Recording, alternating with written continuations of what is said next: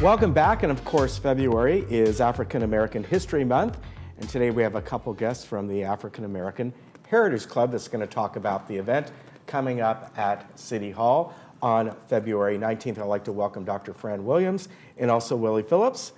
Nice to have you both here today. Good to be here. Well, it's nice to be here. Yeah, and you know, every time around this time of the year, you come on and talk about some events that are happening. And this one is being done in conjunction with the city, so it's really nice what's going on. It's being done by the city. This is not the African American Heritage Club doing it. It's the city of Laguna Woods. And you're involved with this, and also you as well, Willie. And this is going to be a poetry jam. Yes. Yeah. Have you been to a poetry jam anytime recently? No, I have not. Okay. So what is this going to entail? So it'll entail a lot of reading poetry. Mm-hmm. We're looking at the use of words and how we as an African American community use words and have used it as tools for our very existence. Throughout history. Right. And so we'll present poetry from the past, poetry for the present, and among our residents here in Laguna Woods, we have many poets who have done their own work, Willie being one of them. Very good. So Willie, how did you get involved with this? I know Willie's been on with us in the past before with what was it called? The Nazareth Bible Church? Yes. Am I right? You're correct. And it's great to have you back again. So you're a poet? Well, that's one of the things that I do. I'm an emeritus bishop from Louisiana District Council of the Pentecostal Assemblies of the World. I've been a resident here for 5 years, but I saw a lot of injustices, racial tension when I was raised up in Louisiana, and that provoked me to start expressing myself in writings, and most of it ended up being poetry. Very good. Now, are the folks that are going to be there, you're going to have different guests that read their poetry? Yes. That's very good.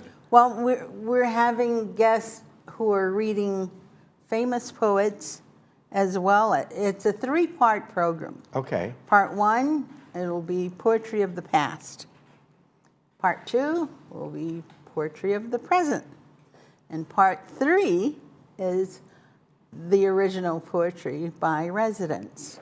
Very nice. Now, what about you? Do you write poetry? I don't. I write, but I don't write poetry. Okay. But I have a deep appreciation for poetry, as I do for other writings as well. And I will be emceeing the program. And we're looking at poetry not only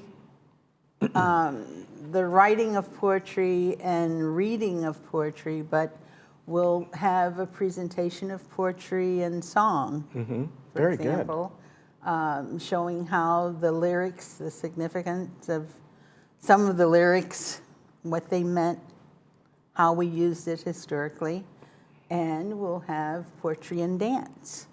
And for that, and the whole program is a volunteer program. And the whole program has been sponsored by the city of Laguna Woods.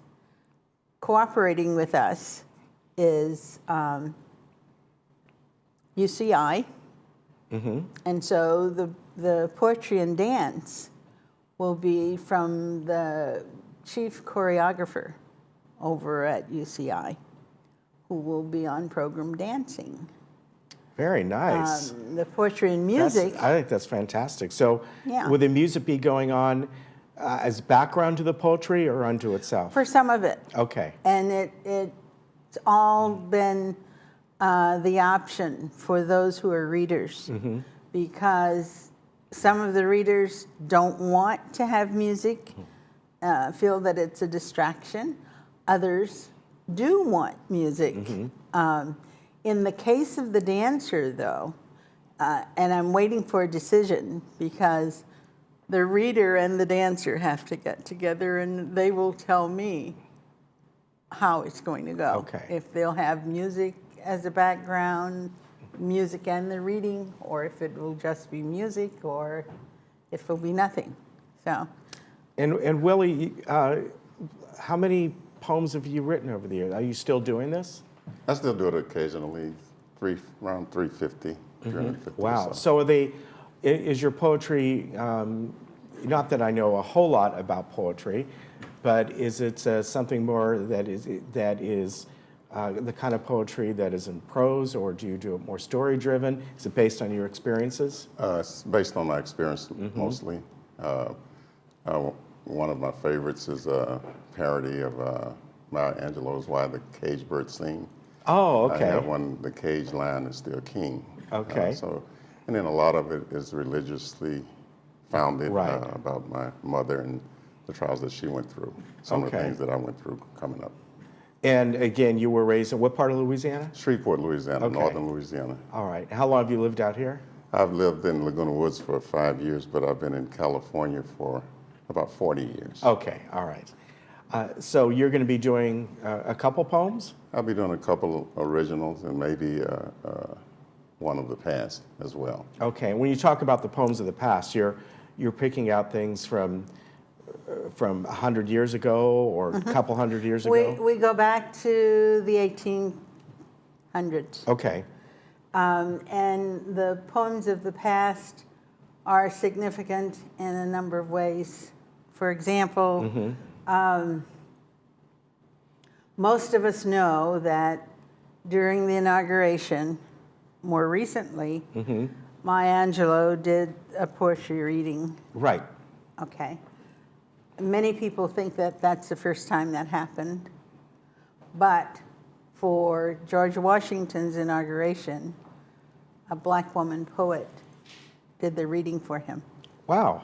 And so presenting some of her work, Phyllis Wheatley is her name, presenting some of her work in reading is an example of poetry of the past. Okay. You know, and some information about her. Yeah. When she first published, and, you know. Very interesting. Now, this is true for the other poets of the past as well. They are selected because their contribution, aside from the beauty of poetry, there was something significant that happened. right. Now, how do you feel about this being, is this taught in schools and things like that? And I know African American history, I remember when I was in 5th grade a long time ago in the late 1960s, I was one of the first classes, so to speak, of that era where that came in. I remember that very, very clearly. We were one of the first classes to have that, our school district. Is that something that's... Where were you in school? Up in the Bay Area in San Mateo. Here in California? In California. Okay. Yeah, so 5th grade, whenever that was, 66, 67, I listen forget. to this, though. Historically, when there was segregation Right. in the South, we learned Black history. When integration came to be, it was eliminated. Interesting. Yeah. Wow. So You would have thought it would have been just the opposite of that. Wow. true. Yeah. And you have to take your period in history as what are you going to use as your starting point? Right. Yeah, of We course. don't, as a people, we don't take slavery as a starting point Right. because for so many of us, we're not slaves. Right, of course, And yeah. just as I mentioned Phyllis Wheatley, a 7-year-old and publishing,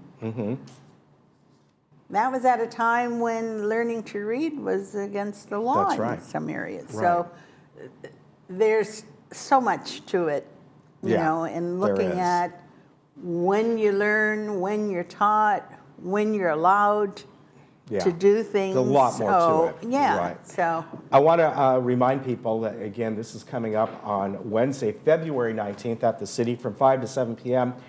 It's going to be broadcast live on Channel 3, that is the City channel now. So if you want to tune in for that, or better yet, head on over to the city. It's a free event. There's going to be food and fun there. And by the way, if you can't see it on that day, we're going to be replaying it on Channel 3 at February 21st, 25th, and 27th at 7 p.m. So that sounds like a lot of fun. Fran, always good to see you. Wonderful. Great seeing you. Come back a little bit Thank sooner. you. It's been too long. Willie, good to see you again. Good to see you again as well. Yes. We'll be right back. Okay. There's